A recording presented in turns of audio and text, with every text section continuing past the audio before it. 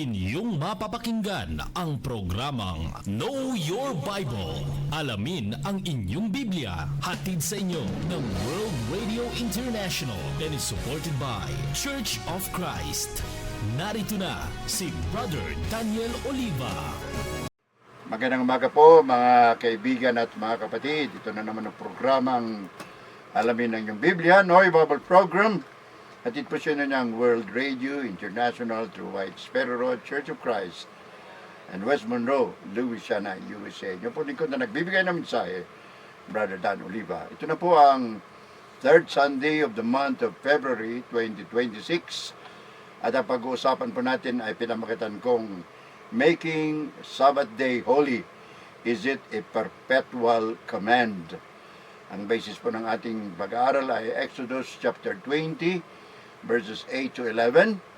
Ito po ay marinig every Sunday dito po sa DWRA GMA Radio, broadcasting from Baguio City every Sunday between 5 to 6 o'clock in the morning. Pero sa YouTube po, ina-advance natin ito ng 2 to 3 days for the sake of our viewers all over the Philippines and of course all over the world. Babasahin po muna natin ang ating teksto, but before that, we would like to greet our radio listeners dito po sa Baguio City, Cordillera Region, hanggang Abra, and then of course Pangasinan, hanggang pong Anda, Bolinao, Sual, and many other places na inaabot po ng signal ng Radio GMA. At ito po ang ating pagbabasa. At sa mga hindi po nakakapanood sa YouTube, ang ating number, if in case you have some question or comment, pwede nyo akong i-text sa 0959-49329 at 0917-700-3134. Yan po yung aking smart and globe na mga numbers. Basahin po natin yung ating teksto sa book of Exodus chapter 20 verses 8 to 11. Ito yung utos ng ating Panginoon sa pamamagitan ng Moses. Sabi ng Panginoon, "Remember this Sabbath day, to keep it holy. 6 days shalt thou labor and do all thy work, but the 7th day is the Sabbath of the Lord thy God. In it thou shalt not do any work, thou, nor thy son, nor thy daughter, thy manservant, or thy maidservant, nor thy cattle, nor thy stranger that is within thy gates. For in 6 days the Lord made heaven and earth, the sea and all that is in them, and rested the 7th day. Wherefore, the Lord blessed the Sabbath day and hallowed it." Yun pong ating pagbabasa sa book of Exodus chapter 20, verses 8 to 11, using the King James Version. Ngayon, ganito naman po ang ating pagbabasa sa wikang Pilipino, book of Exodus chapter 20, verses 8 to 11, para po sa ating mga radio listeners and of course other viewers. Ganito po ang sinasaad ng Biblia, chapter 20, verse 8 to 11 on the book of Exodus. "Lagi mong tandaan," sabi ng Panginoon, "at ilaan para sa akin ang araw ng pamamahinga. 6 na araw kang magtatrabaho at tapusin mo ang dapat gawin. Subalit ang ikapitong araw ay para kay Yahweh o sa Panginoon na iyong Diyos. Ito ay araw ng pamamahinga. Sa araw na ito ay huwag magtrabaho ang sino man sa inyo, kayo, ang inyong mga anak, mga aliping lalaki o babae, ang inyong mga alagang hayop, ni ang mga dayuhang nakikipamayan sa inyo. 6 na araw kong nilikha ang langit, ang lupa, ang mga dagat at ang lahat ng mga nasa ito. Ngunit namahinga ako sa ikapitong araw, kaya't ito'y aking pinagpala at inilaan para sa akin." Yan po ang pagbabasa natin sa Exodus chapter 20, verses 11, both in English and Filipino. Dumako na po tayo sa ating introduction. Before that, I would like to encourage you, kung kayo pa hindi pa nakapag-subscribe sa aking YouTube channel, Know Your Bible Program, kayo po ay in-encourage ko na mag-subscribe para pag mayroong bagong video, which is done every week, kayo po ay mabibigyan ng notification. Questions and comments are also welcome. At kung ibig nyo magkaroon ng kopya ng outline, lesson outline na ito, ibigay po ninyo yung inyong email address at pwede ko pong ipadala sa inyo ang outline ng lesson na ito. Now let's go to the introduction. First, English muna and then Filipino. One religious group teaches and keeps the Sabbath command today. So isa pong religious group, probably not only one but more, ay itinuturo nila na dapat ang araw ng Sabado ay gawing rest day. Ayon sa utos ng Panginoon Diyos sa Lumang Tipan sa mga Israelitas kay Moses, they insist that it is a perpetual command for Christian nowadays. Pag sinabi nating perpetual command, it is a command na panghabang panahon. In other words, mula noon hanggang sa ngayon, dapat pa ring obserbahan at gawin natin ang pamamahinga sa araw ng Sabado or the seventh day. So, Sabbath keeping, is it a perpetual command for Christians today?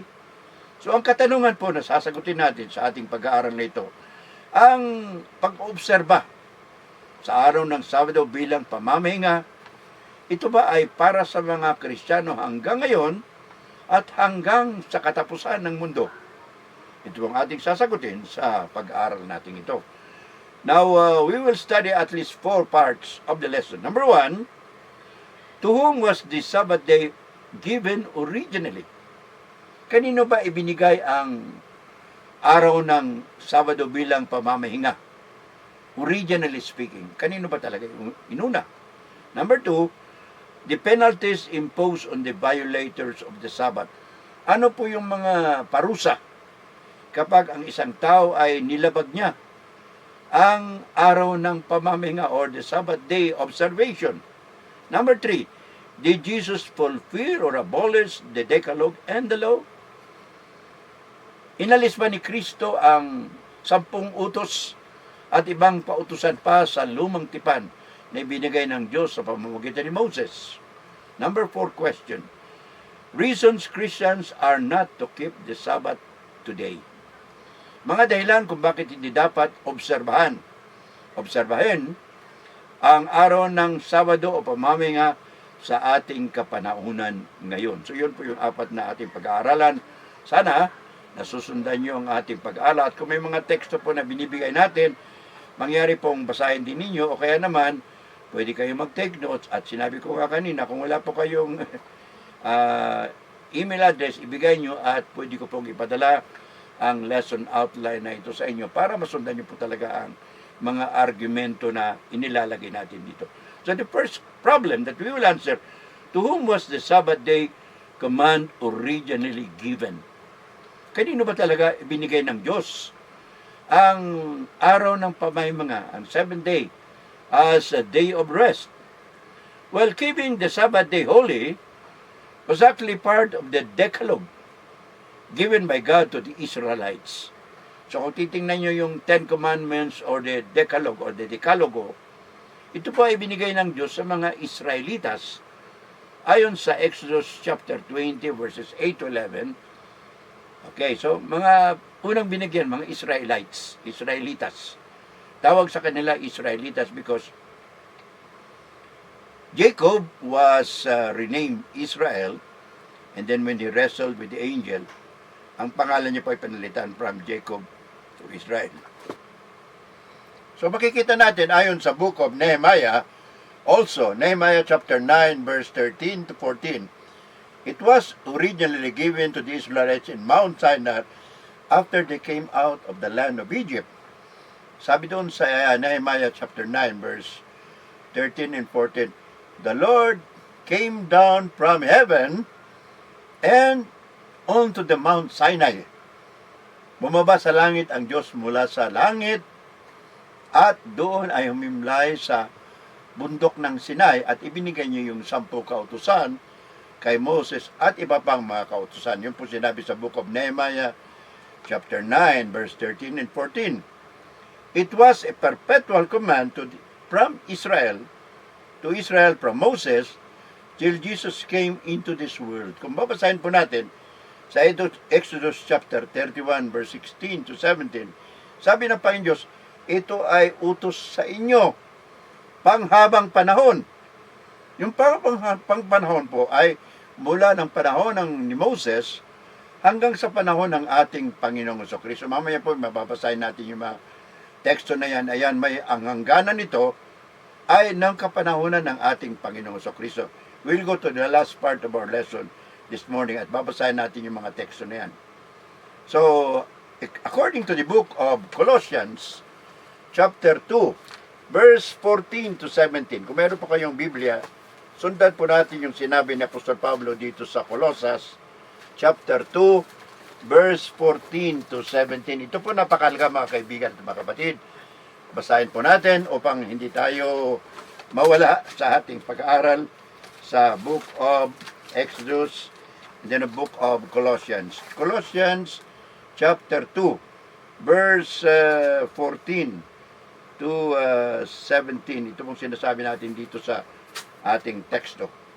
Ganitong sabi ni Apostol Pablo, pinawalang bisa ang lahat ng naisulat na alituntunin laban sa atin, pati ang mga pananagutang kaugnay dito, pinawi niya ang lahat ng ito nang ipako niya sa cross. So sabi ni Apostol Pablo, pinawalang bisa ang lahat ng nasulat na alituntunin laban sa atin. Bakit laban sa atin?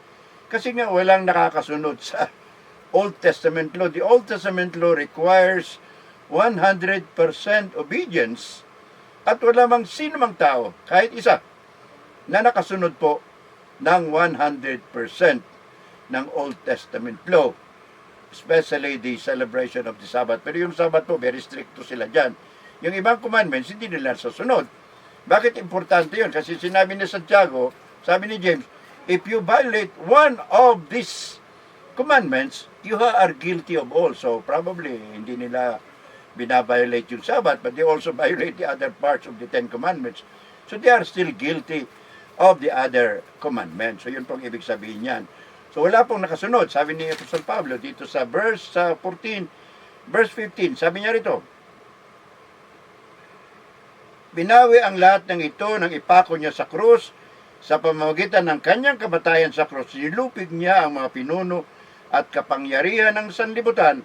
Ang mga ito'y parang mga biyag na kanyang ipinarada sa madla bilang katunayan ng kanyang pagtatagumpay. Kaya sabi ni Pablo sa mga Kristiyano sa Colossus, huwag na kayong magpapasakop pa sa anumang alituntunin tungkol sa pagkain, inumin, tungkol sa mga kapistahan, sa bagong buwan o sa araw ng pamamahinga. Sabi ni Apostol Pablo, ang mga ito'y anyo, siyado. Ito'y mga anyo lamang ng mga bagay na darating, ngunit si Kristo ang katuparan ng lahat ng ito. So everything, sabi ni Apostol Pablo, they were all the shadow of the things to come. Pero ang katuparan, the perfection is in Christ. So yun po yung mga pagbabasa natin. Ulitin ko po dito sa chapter Colossians 2:14. Sabi dito ni Apostol Pablo, the handwriting of ordinances. Handwriting, yun yung nakasulat sa tables of stone na binigay ng Panginoon Diyos kay Moses. It was taken out of the way, having nailed it to the cross.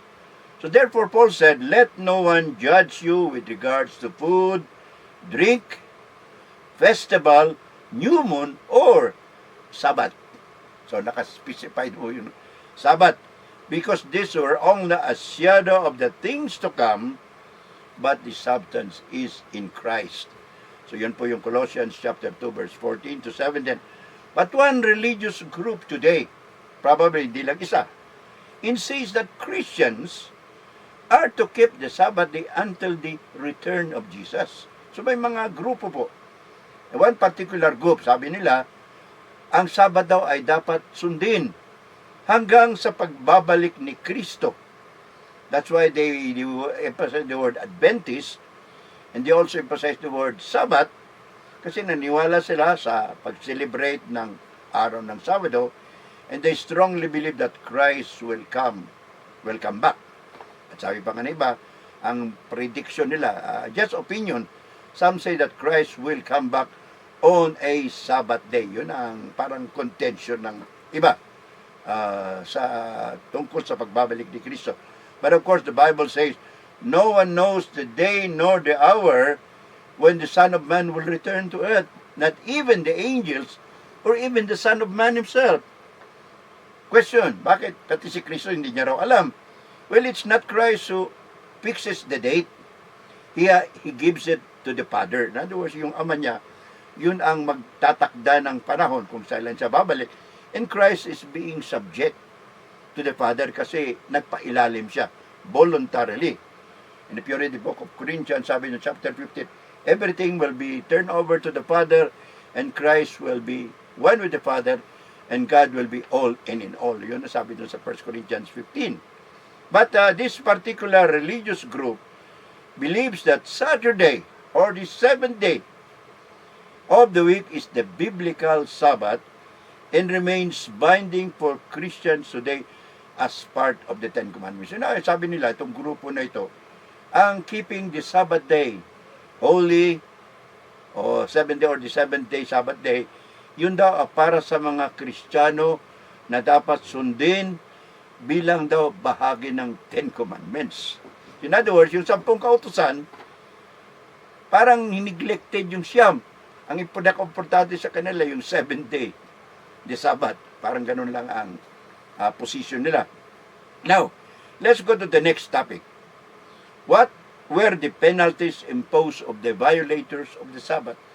Kung sinusunod nila yung commandment on the Sabbath day to be followed by Christians today, mayroon din po mga parusa nakasama doon. What were the violations, or rather, what were the penalties when a person violates the Sabbath? Well, the Old Testament law states that violators of the Sabbath shall be put to death. Alam nyo yan, ha? Yung mga hindi sumusunod sa pag-obserba ng araw ng Sabado ay dapat daw patayin. Ayon po sa Exodus chapter 31, verse 14 to 15. Sabi doon ng Panginoon, ang hindi sumunod ay patayin nyo. Patayin nyo hanggang sa mamatay. Yun po David sa, may example po mamaya na sasabihin ko sa Book of Numbers. So whoever does any work on the Sabbath shall be put to death. Yun po yung penalty. Yun po yung parusa sa mga Sabbath day violators noong panahon.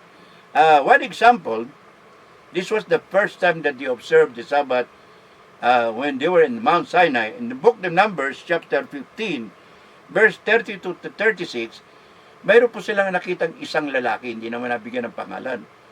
He was gathering wood on a Saturday or on a Sabbath day. So they got him, put him in the tent, and then Moses consulted with God in heaven. And God said to Moses, this man you put out of the camp and stone him until he dies. Yung buong kampo ng mga Israelitas, kung 100 yun, papatuhin siya. 100 bato. Kung 1,000 yun, 1,000 bato, tatama sa kanya hanggang siya mamatay. So that was the punishment for the Sabbath day violator. Ang ginawa niya, nanguha lang siya, nangahoy lang siya para panluto. But it was done on the 7th day or Sabbath day, and God said you have to put him to death. Numbers chapter 15 verses 32 to 36. Now, ang tanong, kung yung mga Sabbath day observers ngayong kapanahonan, kapag mayroong violators, alam nyo yung bawal magluto, bawal maglakad, bawal magtrabaho sa araw ng Sabado ng panahon ni Moses. And of course, the whole Israelite and even the Jews during the time of Christ, bawal. But they were not following it exactly today. Ang dahilan po kung bakit di nila sinusunod, the Seventh-day Adventist Church does not impose the penalties on Sabbath day violators. Ito pa yung excuse nila. The scriptural mandate for the punishment was part of the judicial sieve and civil law of ancient Israel's bureaucracy. Sabi nila, bahagi daw ng judicial, yung paghukom, pati yung civil law. Civil law yung violators ng batas ng tao. batas ng Israel, kasi daw nung kapanahon na yon, God was ruling Israel directly from heaven. Wala pong hari, wala pong judge. God was only speaking through Moses. So yun pong excuse nila. So the death penalty for Sabbath keeping was part of the Old Covenant legal system for the Israelites, where God was the direct ruler, or a so-called theocracy. So diretso nga raw, God was ruling from heaven, at ang tawag nila doon, of course, that's what you call theocracy. God's rule directly from heaven. So, sabi nila, ganun daw ang pangyayari. Therefore, sa ngayong kapanahonan, hindi na raw daw apektado ang mga Kristiyano. And this is not applicable to the New Testament church. Yung penalty, hindi applicable. Pero yung Sabbath keeping, obserbahan mo yung araw ng Sabado as holy, hindi ka magtatrabaho, hindi ka mangangaral, hindi ka maglakad, hindi nila sinusunod yun. So they have to keep the Sabbath, sometimes they make it for worship, etc. Pero yung penalty, yung punishment, yung parusa tungkol sa Sabbath day violator, hindi po nila sinusunod yun. Bakit? Kasi ceremonial lang daw yung punishment. So in other words, very clear, brothers and sisters, that this particular church or group promotes Sabbath keeping today minus the capital punishment or the death penalty. In other words, gusto nilang sundin yung part 1, yung part 2 hindi. Parang ibig sabihin, reckless driving halimbawa, pwedeng sundin. Pero kung mayroong nag-violate, mayroong hindi sumunod, hindi mo pwedeng bigyan ng kaparusahan. Parang ganun po ang example ng kanilang logic. In other words, brother and sisters, this particular group follows a part of the Ten Commandments and insert a part of the New Covenant of Christ. So sabi nila, hindi raw panahon ng Panginoong Jesucristo, hindi raw pumapatay ng diretso ang Panginoon. That's according to their logic. Pero we can give some example that God kills people directly even in the New Testament. Mayroon po tayong halimbawa dyan. Halimbawa dyan si Ananias and Sapphira na dinaya nila yung Holy Spirit. God killed both of them immediately. So hindi pwedeng gawing excuse yan. Now, let's go to the next part of the lesson. Ang tanong, did Jesus fulfill or abolish the Decalogue and the law? Inalis ba ni Kristo ang Ten Commandments? Pati yung lahat ng kautusan na ibinigay ng Panginoon Diyos kay Moses. If you will add of them, yung mga bigay ng Panginoon Diyos through Moses to the Israelite, ang bilang po umabot po sa 600 plus.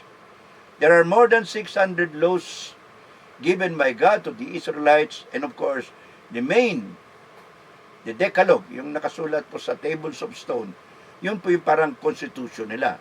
Thou shalt not have before God, before me, thou shalt not steal, thou shalt not commit adultery, etc. Thou shalt make the Sabbath day holy. So yun po 10. So sabi nila, yun ba ay katanungan? Implied, dapat pa rin bang sundin ang Ten Commandments and other laws? Of course, binasa natin kanina sa Colossians chapter 2, verse 14 to 17, the Old Testament law, including the Ten Commandments, because it's part of the Old Testament law, was already removed, was nailed to the cross by Christ, and that is why in verse 17, Colossians 2:17, sabi ni Paul, do not let anyone judge you with regards to food, drink, or any kind of fiesta, or even the Sabbath. So, kakasami po yung Sabbath doon.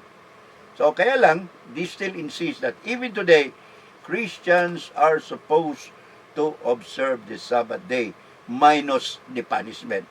Now, Jesus Christ said in the book of Matthew, chapter 5:17 to 18, ganito ang sabi ng Panginoong Jesucristo. Ipapaliwanag ko po sa inyo, mga kaibigan at mga kapatid.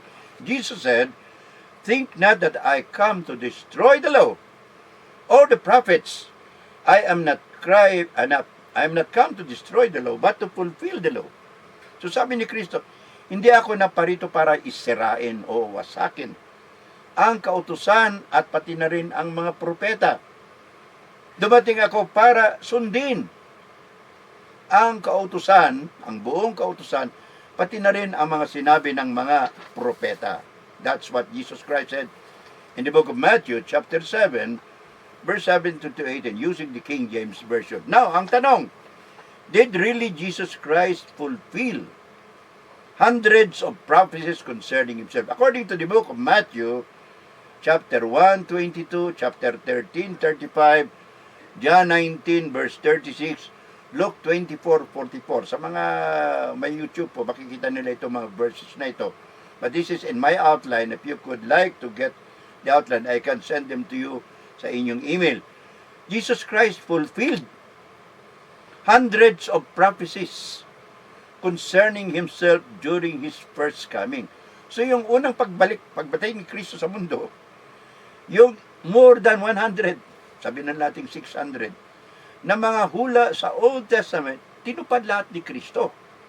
Ano pa kaya yung Ten Commandments saka yung ibang batas? Kung tinupad niya yung mga hula, in other words, the whole Old Testament law and the prophets were fulfilled by Christ. And that is why, sabi doon ni Apostle Pablo later, the law and the prophets only is until Christ. Yung kautusan, pati na rin ang mga sinabi ng mga propeta, ay hanggang kay Kristo lamang. Yun po sabi doon. Now, Christ fulfilled the Old Testament law in two ways. Dalawang beses o dalawang pamamaraan. Number one, Christ fulfilled the law as a teacher, for he taught people to obey the law of Moses. Alright, ano sabi ni Kristo? Matthew 22:35 to 40. Sabi niya, what are the two greatest commandments? Love God with all your heart, with all your soul, with all your mind, with all your strength. And the second is, love your neighbor as you love yourself. And then Christ said, if you fulfill these two laws, loving God, loving your fellow man, you have fulfilled the law and the prophets. Anong ibig sabihin? Nasunod ni Kristo, itinuro niya, natupad niya yung buong kautusan ng Panginoon Diyos na ibigay sa mga Israelites, pati na rin ang sinabi ng mga propeta. Mark chapter 1 verse 44 also. So Christ himself obeyed the law of Moses. He was circumcised on the 8th day. He went to the temple at the age of 12 and then he preached the word of God. He lived a perfect life, fulfilling all the laws of the Old Testament. Wala pong kasalanan si Kristo kahit isa. Sabi ni Apostle Peter, he lived a perfect life, he did not commit any sin. So sino ang nakatupad sa Old Testament law? Only Christ. And if you have fulfilled the law, being the Son of God, He can remove the law and change it with another law. Kaya nga mayroon tayong Old Testament, mayroon tayong New Testament. Mamaya sasabihin ko sa inyo, na wala na po tayo sa Old Testament, katulad ng Pilipinas. When the Americans were here, we were following the Commonwealth law under Manuel Quezon. And of course, ang successor niya yata si Serios Mena and others. But during the time of the Americans, we were following the Commonwealth law. But when we gained independence, during the time of President Rojas in 1946, mayroon po tayong bagong constitution in 1930, 35, 37, and of course that was changed during the time of Cory Aquino. But the point is, we are not following to the old law, Commonwealth law of the Americans. So ganun din po yung mga Israelites. Yung Old Testament law was already removed. So when Christ came, He was trying to teach the people, the Israelites and the Jews, that the Old Testament law was about to be abolished, and that was abolished when He died on the cross. Colossians chapter 2, verse 14 to 17. Napakalinaw po ng Biblia, mga kaibigan at mga kapatid. So when Christ lived a perfect life, He fulfilled the moral laws of the Old Testament. He did not come to abolish the law or the prophets, but to fulfill them, emphasizing the law's enduring validity until its ultimate purpose, and the ultimate purpose is the coming of Christ. Sinasabi ba ng Biblia yan? Meron po. Paul wrote that Christians are no longer under the law. Ano po sabi ni Apostol Pablo? Apostol Pablo po is considered the greatest apostle, even though he was not with the original 12. Pariseo po siya. Nag-aral siya sa under the feet of Gamaliel, the best teacher of the Jewish law. Ano sabi ni Apostol Pablo? Dito po sa Galatia 3:23-25. Please listen carefully, brothers and sisters. Paul wrote, Christians are no longer under the law. We were held in custody under the law. Para po tayong nakabilanggo sa ilalim ng batas ni Moses lock up until faith should be revealed. Parang nakakulong tayo, sabi niya, sa kautusan na luma hanggang dumating ang pananampalataya. Ano yung pananampalataya niya? Pananampalataya kay Kristo. So the law became our guardian to lead us to Christ that we might be justified by faith. Ulitin ko po. So yung kautusan ni Moses, the Ten Commandments included, was our guardian. Parang teacher, parang tutor, parang taga-disiplina natin para tayo ay akayin patungo kay Kristo, para tayo ay maging ariing ganap ng Diyos. We will be justified by faith in Christ. Napakalinaw po ng Biblia. Galatians chapter 3 verse 23 to 25. Ulitin ko po. Christians are no longer under the law because the law was our guardian to lead us to Christ that we might be justified by faith. Sabi pa rin ng Apostle, no one will be justified through the law. Kasi nga walang nakatupad. Kahit si Apostle Pablo, hindi niya natupad yung Old Testament law. So it was to be removed. It was to be superseded by the law of Christ, the law of faith. Justification today is by faith in Christ. So kung ibig mong maging righteous ngayon, maging ganap, maging matuwid, sumampalataya ka kay Kristo, sundin mo siya, ang kanyang kautusan, mahalin mo siya. And that is the way how to be justified, to be forgiven of our sins through Jesus Christ because He is the perfect sacrifice. So ano pa sabi ni Kristo, or rather na Apostle Pablo, we are not under the Mosaic law, but under the law of Christ. Doon po sa Galatia 6:2. Magtulungan kayo bilang mga Kristiyano o magkakapatid. For we are not under the law, Old Testament law, but we are now under the law of Christ. So mayroong batas si Kristo. Christ is now a law. The law of Christ is the law of love, the law of the Spirit of life. In the Old Testament law, it says, for the law says, the sinner will be put to death. Sabi doon, Romans 3:23, all have sinned and come short of the glory of God, and for the wages of sin is death. At nung kapanahon ni Moses, lahat naman nagkakasala. So walang pwedeng maging righteous ng panahon ng Moses. We are now justified by faith in Christ. Napakalinaw po ng Galatia 2:16. Sabi ni Apostol Pablo, we are now justified by faith in Christ. Tayo ay panagiging matuwid. We are made righteous. Inaaring ganap tayo ngayon sa pamamagitan ni Kristo, hindi po sa pagtupad sa kautusan na ibinigay ng Diyos kay Moses. That has to be removed. So next question that we will answer, brothers and sisters, sana ito maging sapat na. What are the reasons Christians are not to keep the Sabbath command today?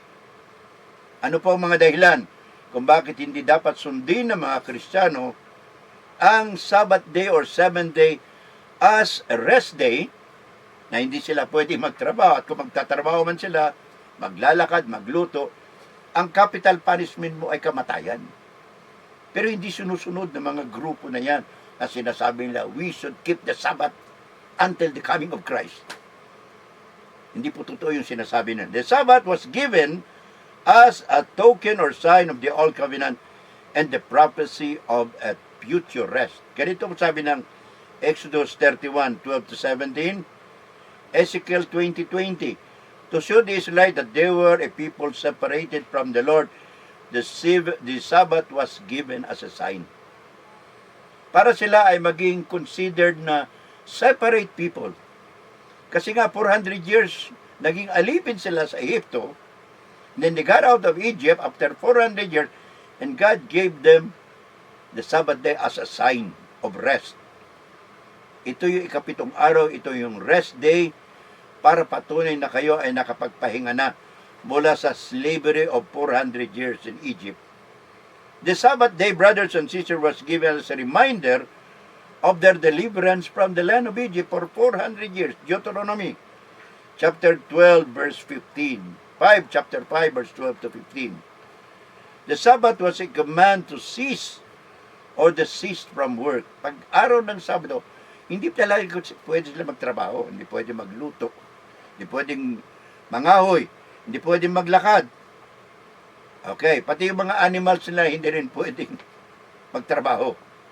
It was a rest day because God rested on the seventh day. But during the time of Adam and Eve, the Sabbath day was not yet imposed as a red day. Binigay lang ng Panginoon Diyos yung araw ng Sabado on the time that Christ, when God gave the Sabbath law to the Israelites when they were in Mount Sinai. So how many years? From the time of Adam to the time of Moses. More than 1,000 years po yun. They were not even allowed to gather manna, no traveling, no kindling of fire, no gathering of wood and others. It was to be observed as a day of rest. But, brothers and sisters, the Sabbath was not a law instituted at creation but under the Old Covenant. As I was saying kanina, panahon ni Adam and Eve, from the time of Adam and Eve to the time of Moses, wala pong record na sinunod ng mga tao ng Diyos yung Sabbath day. Moses time lang, doon sa Mount Sinai, nagsimula po ang Sabbath keeping. There was no record na nang nasa Egypt sila, nagpapahinga sila ng araw ng Sabbath. No. The Egyptians would punish them or even kill them if they would not work on the Sabbath day. So walang record. Paul wrote in the book of Romans, chapter 5, verse 13 and 14, that there was no law given from Adam to Moses. Basahin po ninyo. Basahin po natin. Romans 5:13 to 14. Walang batas na binigay ang Diyos from Adam to Moses na hindi magtrabaho ang tao sa araw ng Sabbath. There was no command. Even Noah did not fulfill the Sabbath day. Walang sinabi kay Noah na ginawa niya yun. But in the book of Genesis, chapter 2, verse 1 to 3, it was called the seventh day and not the Sabbath. So nung panahon na yun, Genesis chapter 2, it was only called the seventh day. And of course, God rested. But there was no command to Moses, or rather to Adam and Eve, to Noah, and even to Abraham. Panahon lang po ni Moses nagkaroon ng command on observance of the Sabbath day.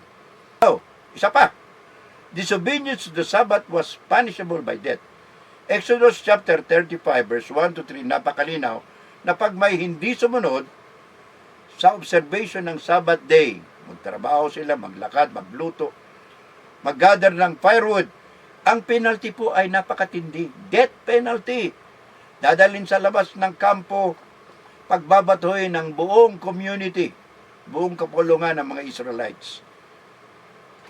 Di ba, may panahon ni Kristo, may babae, nahuli nilang nangangalo niya. She was supposed to be stoned to death. Kaya lang, sabi ni Kristo, yung walang kasalanan, siya ang maunang bumato. Hindi naman nila sinunod.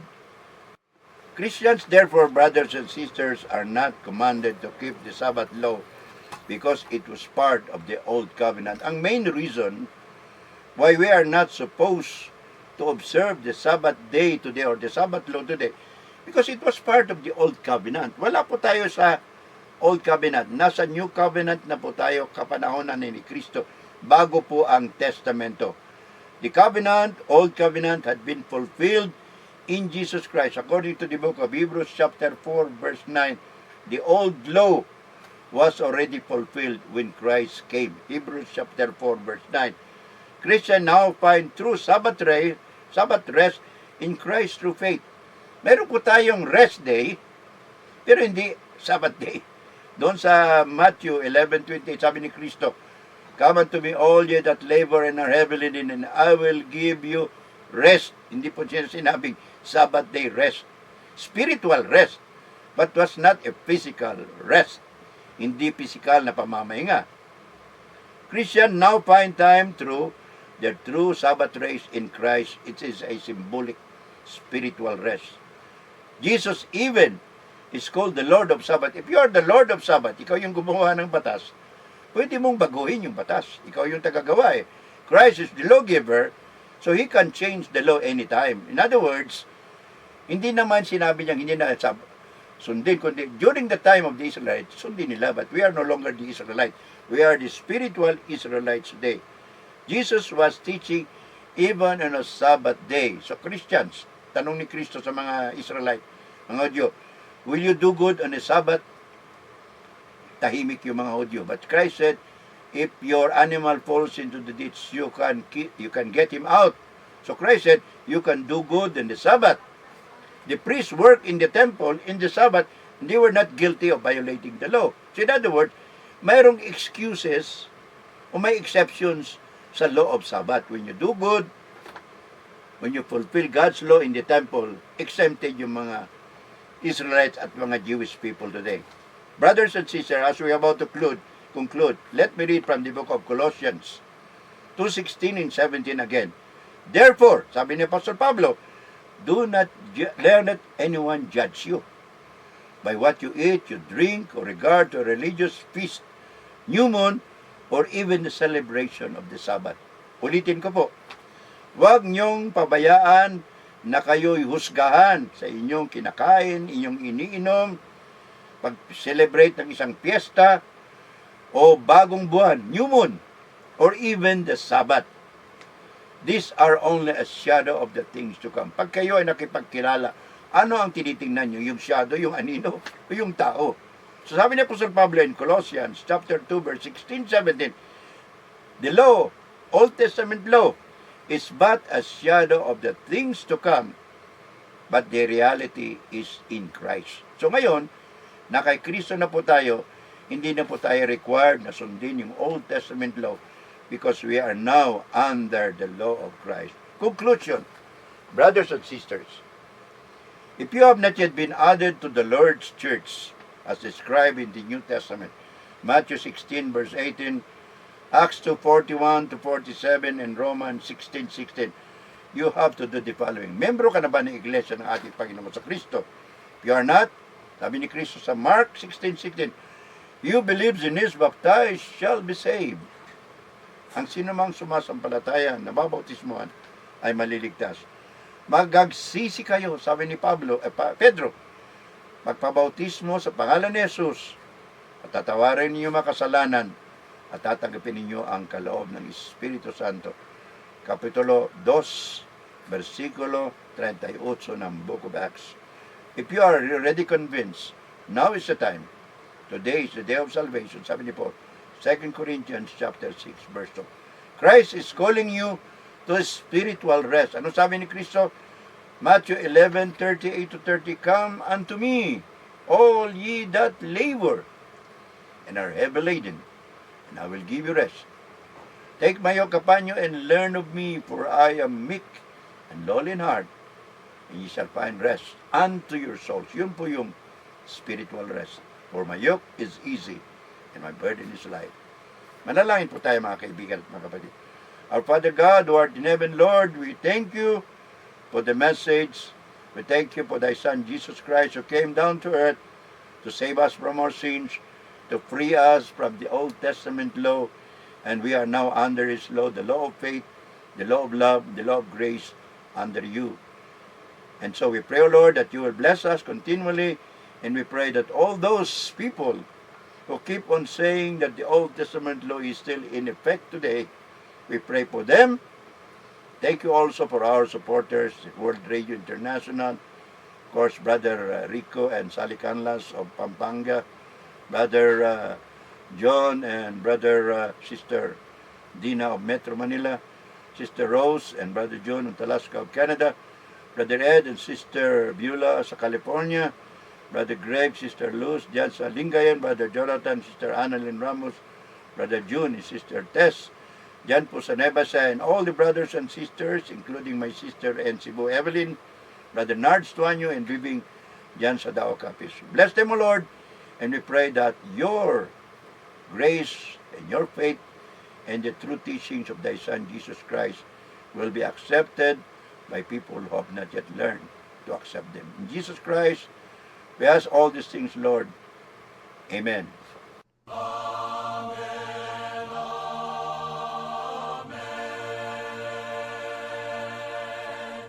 Praise the Lord, for he is glorious.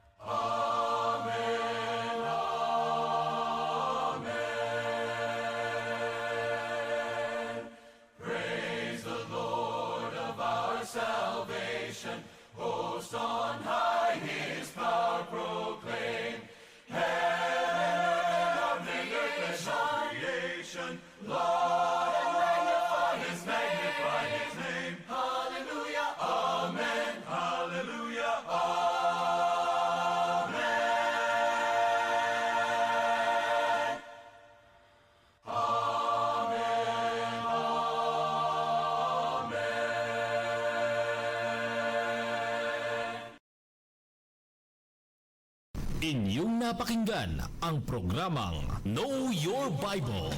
Alamin ang inyong Biblia. Hatid sa inyo ng World Radio International and is supported by Church of Christ.